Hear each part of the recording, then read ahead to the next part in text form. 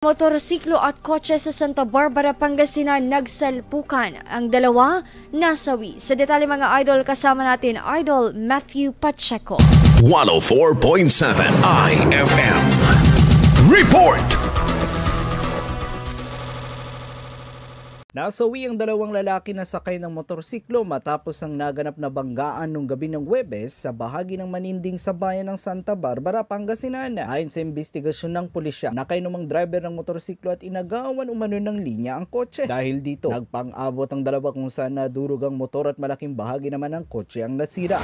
Yung vehicle 1, yung Rossi Surf, nag-encroach, kumbaga kinuha niya yung linya nung Mitsubishi Expander na yun naging sanhi ng head-on collision.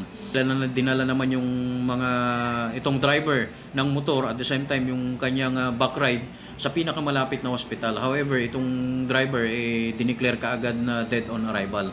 Yung kanyang backride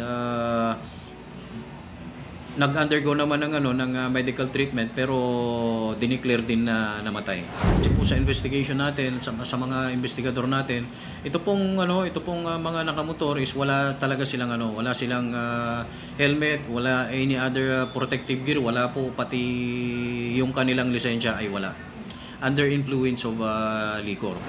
Sugatan din ng driver at mga sakay ng kotse na napag-alamang minor de edad na nasa kustodiya na ng DSWD. Nagpapatuloy naman ang investigasyon ng pulisya ukol sa pananagutan ng mga sangkot at kabuang danyo sa naganap na aksidente. Kasama mo mula rito sa IFM Digupan, ito si Idol Matthew Pacheco. Tatak IFM.